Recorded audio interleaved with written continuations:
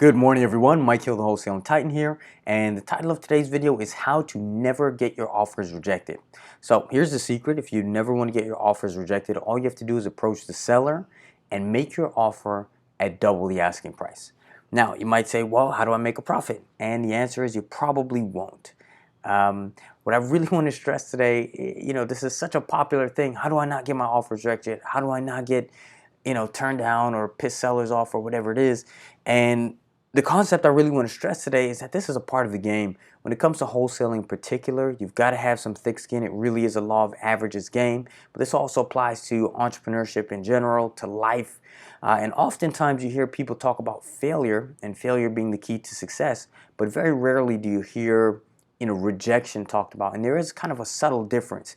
And I really wanted to talk about this today and kind of stress this concept to you and segue into a really, really important book and a recommendation that I have for you called Rejection Proof. And I'm going to get into that in just a minute. But this is a concept I've been trying to stress with my students in particular because you get a lot of students and they're just like, my offers keep getting rejected. They keep getting rejected. I'm getting disgruntled. I'm getting discouraged. This stuff doesn't work. And I'll put it to you like this. Let's say you make 100 offers and you get 100 offers rejected. If the 101st offer gets accepted and you can make, let's say, maybe even 5,000, but 5 to 10,000 on that deal, then you can easily make 100 offers in a week or 2 weeks. So even if those first 100 get rejected, you're still pulling 5 to 10 grand in 2 weeks. So it's not bad. It's just a matter of, can you, withstand the storm, so to speak? Can you kind of, bear through this thing? And what I find is that most people can't. They may make 10 offers and get rejected, and then this stuff doesn't work. Same thing goes for bandit signs. That's why I always talk about consistency. Like a bandit sign, you can get 100 bandit signs for, let's say, about a little more than $100. So, people go and put out 20 signs, maybe 10 signs a weekend. Maybe they'll do that 3 weekends in a row, and then they'll say, hey, this bandit sign thing doesn't work. Now, if you spend, let's say even you put in $500 and you get, 499 of those signs don't yield a call. That one sign, 5 to 10, now you have a machine, you put in 500, you pull out 5,000. I say that's a pretty good machine. So what I want to jump in today is a book called Rejection Proof. And this is highly, highly recommended. I've recommended it to several of my students, and it's by a fellow Duke Blue Devil. His name is Ja Jang. And essentially he grew up in kind of a very conservative culture, and the guy was kind of terrified of rejection. And what he did is he started playing this game. And actually, I'll jump into this in a minute so you can see the website. The game itself is called Rejection Therapy. And essentially what it is a series of cards, and they've got suggestions that you can do on them to purposefully get rejected. And the goal is to get rejected every single day for 30 days. And the concept, the idea here is to really desensitize yourself to rejection. Now, again, let's actually jump in. I'm going to edit this video so you can see this website here. All right, so check this out. Here we are at rejectiontherapy.com. This is the original site where Ja Jang started his project. It's by a guy, I want to say Jason Comley. And here we are. There are different levels to the card. So here's the classic edition. Blue pill is supposed to be a little bit harder. And then the entrepreneur edition is supposed to be even harder. And again, the concept right here. Real life game with one rule. The game is designed to anyone who wants to build confidence and overcome fear of rejection. So you want to use these suggestion cards to get rejected every single day for 30 days. So you can take a look here.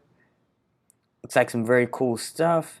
And again, this is where it all started for Ja Jang. So I'm going to jump back into my video and then we'll visit Ja's blog in just a minute. All right, and then what Ja Jang did is he actually did this, and he did a 100-day experiment where for 100 days he tried to get rejected every single day. And the cool thing is he's actually gone ahead and documented this on a blog. So you can see all of his rejections through his YouTube videos, and then he'll give you some feedback on them. And this blog and this experiment actually turned into a very, very amazing book. And then that's led him into a speaking career and some other things of that nature. Now, I did jot down just a few notes from the book I wanted to share with you. Before we do that, let's jump into his blog real quick. All right, so here we are. This is Jia Zhang, and this is his website, fearbuster.com. You can check out some of his YouTube videos and his talks, which are pretty cool. But this is the book I'm recommending, Rejection Proof. This is an awesome book, highly recommended. A lot of my students have gotten some really, really amazing value from this. And here it is where he details his 100 Days of Rejection project. And if we check out, I believe it's the blog here. Again, this is a great video, actually, the hidden opportunity behind every rejection. I've watched that one. But just some really, really good stuff on his blog. It's actually not the page I was looking for, though. It's 100 Days of Rejection. Okay, so this is cool. So these are all of his different rejections. Like I said, he went with his phone around his neck and took video of all of his different rejections. So from day one, borrow $100 from a stranger. Day two, request a burger refill as opposed to obviously a drink refill. And all the way down till you get to, rejection 100. And you can click on these and see his experience. You can actually watch, let's wait for this to load. And there it is. You can actually watch, some of his rejections. So highly recommend that you do that and check that out. And now let's jump back to my video and we'll wrap. All right, so obviously some very, very cool stuff there. Here's just a couple concepts from Rejection Proof. So again, the idea is really to just desensitize you to the idea of rejection. But, he's got some other stuff that he pulls from there. Not only will you get desensitized, but for example, he's learned to become a better negotiator. One thing he talks about in Robert Cialdini's book, Influence, which is another great book, if you make a concession, people in your first request, people are less likely to say no to a second time. So after you make your initial request, you retreat, you reevaluate rather than just run away. So for example, he talks about in a job interview, when they say no, instead of just saying, okay, thank you, and walking away, you might ask, well, what else do you think I could be a better fit for? What else could you recommend me for? And, you could easily come up with another lead that way, or perhaps another job that you're better suited for.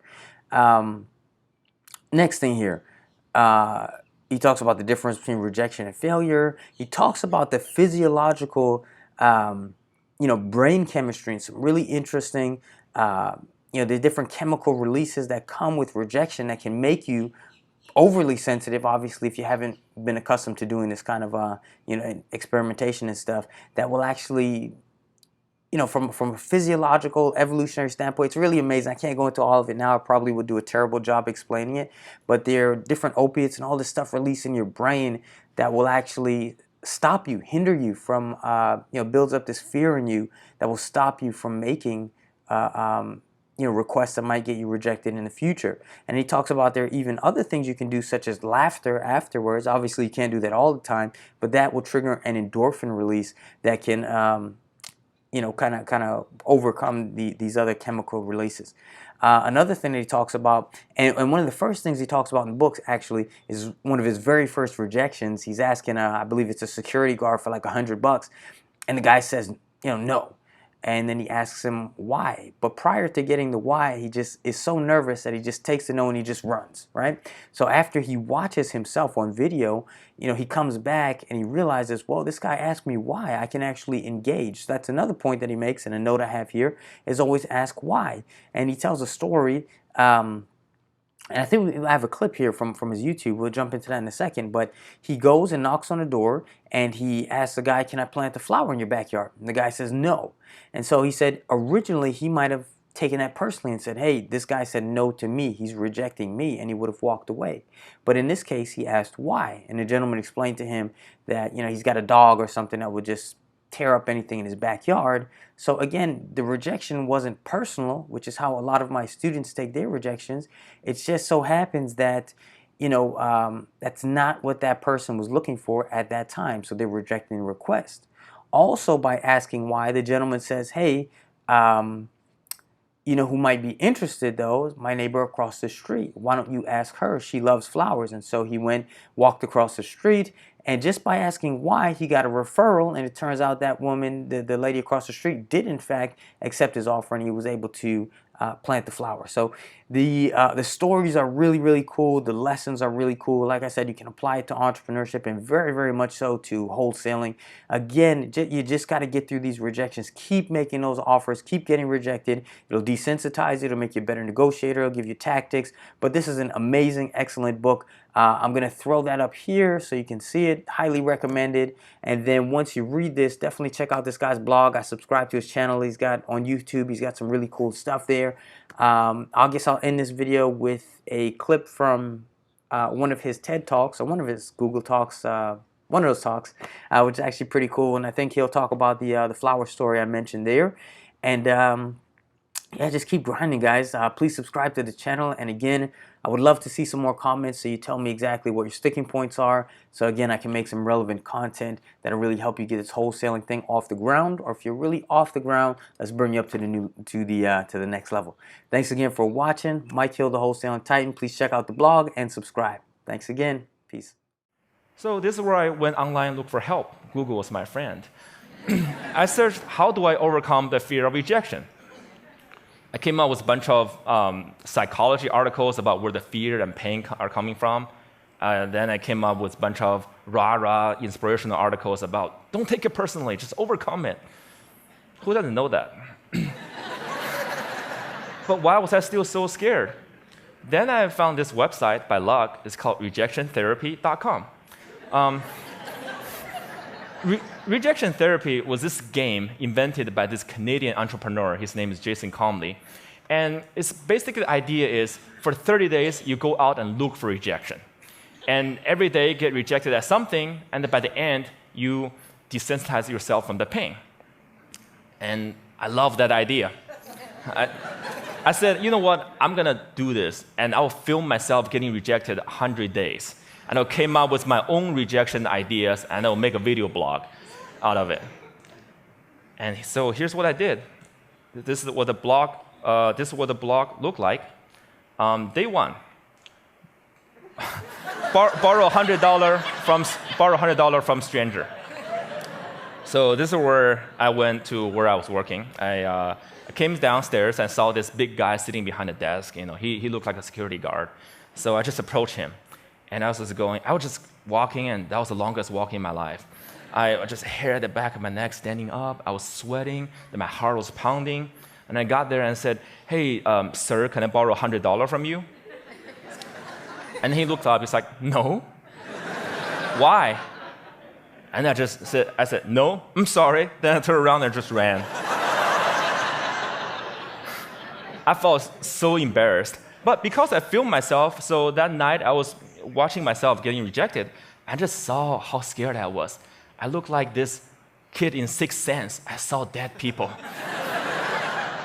But then I saw this guy. He wasn't that menacing. He was a chubby, lovable guy, you know. And he even asked me why. In fact, he invited me to explain myself. I could have said many things. I could have explained. I could have negotiated. I didn't do any of that. All I did was run. I felt, wow, this is like a microcosm of my life. Every time I feel the slightest rejection, I would just run as fast as I could. And you know what? The next day, no matter what happens, I'm not going to run. I'll stay engaged. Day two, request a burger refill. This is where I finished, went to a burger joint, I finished lunch, and I went to the cashier and said, hey, can I get a burger refill? And he was all confused. I was like, what's a burger refill? I said, well, just like a drink refill, but what's a burger? And he said, sorry, we don't do burger refill, man. So this is where rejection happened. I could have run, but I stayed. I said, well, I love your burger, I love your joint, and if you guys do burger refill, I would love you guys more. And he said, well, okay, I'll tell my manager about it. Well, maybe we'll do it, but sorry, we can't do this today. Then I left. And by the way, I don't think they ever done burger refill. I think they're still there. But the life and death feeling I was feeling the first time was no longer there, just because I stayed engaged, because I didn't run. I said, wow, great, I'm already learning things. Great. And then day three, getting Olympic donuts. This is where my life was turned upside down. I went to a Krispy Kreme. It's a donut shop mainly in the southeastern part of the United States. I'm sure they have some here too. And I went in and said, can you make me donuts that look like Olympic symbols? Basically, you interlink 5 donuts together.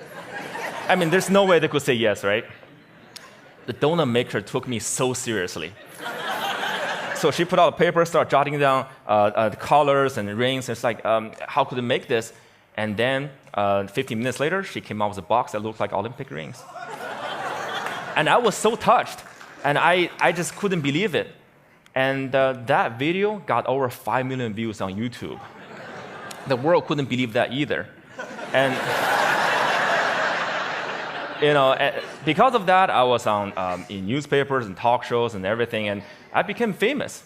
A lot of people started writing emails to me and saying, what you're doing is awesome. But fame and notoriety did not do anything to me. What I really want to do was learn and to change myself. So I turned the rest of my 100 days of rejection into this playground, into this research project. I wanted to learn, see what I can learn. And then I learned a lot of things. I discovered so many secrets. For example, I found if I just don't run, if I got rejected, I could actually turn a no into a yes. And the magic word is why. So one day, I went to a stranger's house, I had this flower in my hand, and I said, knocked on the door, I said, hey, can I plant this flower in your backyard? and he said, no.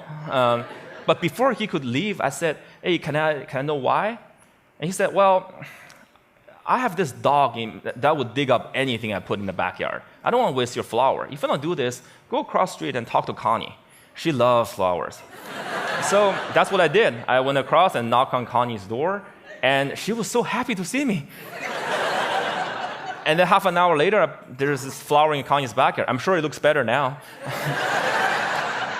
But had I left after the initial rejection, I would have thought, well, it's because the guy didn't trust me, it's because I was crazy, because I didn't dress up well, I didn't look good. It was none of those. It was because what I offered did not fit what he wanted. And he trusted me enough to offer me a referral, using sales term. I converted that referral. Then one day, I also learned that I can actually say certain things and maximize my chance to get a yes. So for example, one day I went to a Starbucks and asked the manager, hey, can I be a Starbucks greeter? He's like, what's a Starbucks greeter?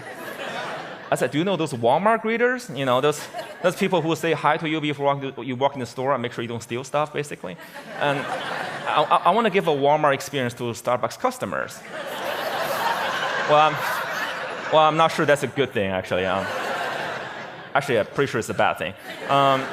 And he was like, oh, yeah, this is how he looked. His name is Eric. He's like, I'm not sure. This is how he was hearing me. I'm not sure. Then I asked him, is that weird? He's like, yeah, it's really weird, man. But as soon as he said that, his whole demeanor changed. It's as if he's putting all the doubt on the floor. And he said, yeah, you can do this, and just don't get too weird. So for the next hour, I was the Starbucks greeter. I said hi to every customer that walked in and give them holiday cheers. By the way, I don't know what your career trajectory is. Don't be a greeter. It was really boring. But then I found I could do this because I mentioned, is that weird? I mentioned a doubt that he was having.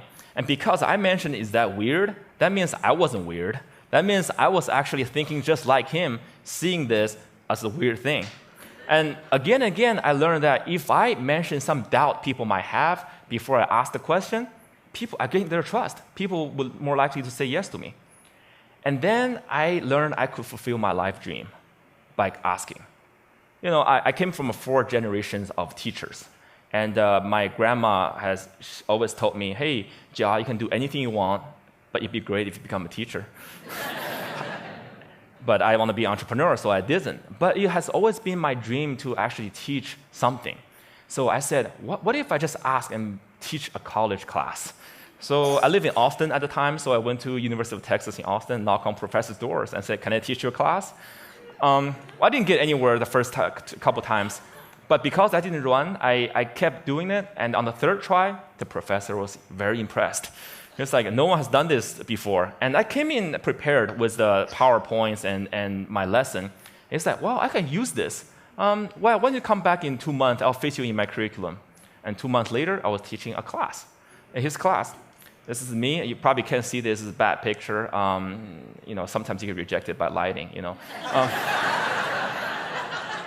But when I finished teaching that class, I walked out crying because I thought I could just fulfill my life dream just by simply asking. I used to think I have to accomplish all these things, I have to be a great entrepreneur or get a PhD to teach.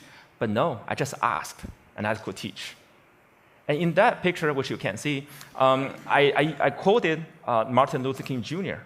Why? Because in my research, I found the people who really changed the world, who changed the way we live and the way we think, are the people who were met with initial and often violent rejections. People like Martin Luther King Jr., like Mahatma Gandhi, Nelson Mandela, or even Jesus Christ. These people did not let rejection define them. They let their own reaction after rejection define themselves. And they embrace rejection. And we don't have to be those people to learn about rejection. And in my case, rejection was my curse, was my boogeyman. It has bothered me my whole life because I was running away from it. Then I started embracing it. I turned that into the biggest gift in my life. I started teaching people how to turn rejections into opportunities. I used my blog, I used my talk, I used the book I just published, and I'm even building technology to help people overcome their fear of rejection. When you get rejected in life, when you are facing the next obstacle or next failure, consider the possibilities. Don't run. If you just embrace them, they might become your gifts as well. Thank you. Thank you. Thank you.